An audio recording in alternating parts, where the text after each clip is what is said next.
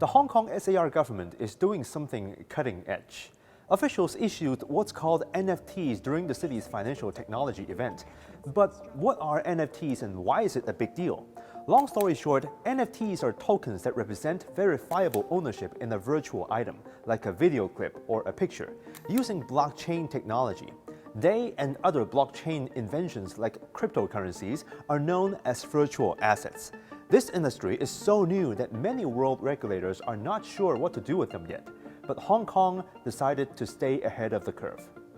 We want to make our policy stance clear to global markets, to demonstrate our determination to explore financial innovation together with global virtual assets community.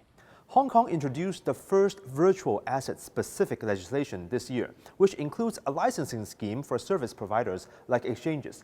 This makes buying and selling virtual assets both legal and properly regulated. But here's a catch. The trading of NFTs are getting more complex. Imagine that what if I don't buy and control an entire piece of NFT, but just a part of it? This sounds similar to buying a share in a company.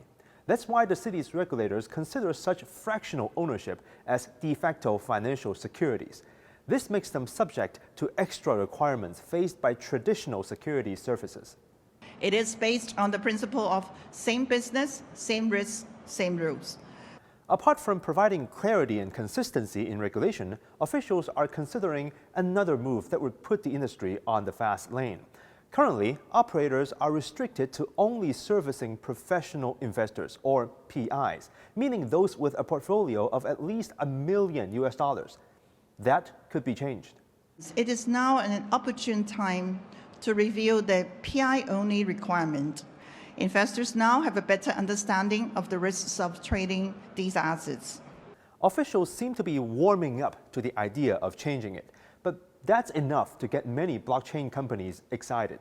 I do feel like there's a sentiment shift, that there is a sense of moving away from just pure protection of the consumer to really understanding that there's real benefits from this once-in-a-generation technological innovation that blockchain has afforded. Some exchanges even didn't hesitate to criticize the wealth requirement. I think they're really bad. I think it's just bad for the world. Are we saying that a dumb rich person, totally fine if they lose their money, a smart poor person, no interest in allowing them to grow their money? Is that the policy goal here? I don't think so. But let's take a step back.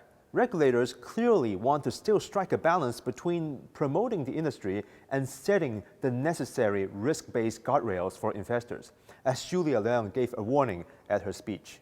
The crypto community has long believed that regulation inhibits innovation, limiting fintech development and thus investor choices.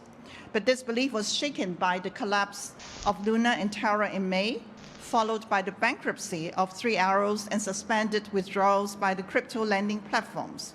This debacle in the virtual asset markets marked what's called crypto winter, as the market cap of crypto assets has shrunk to about $1 trillion from the peak of $3 trillion a year ago.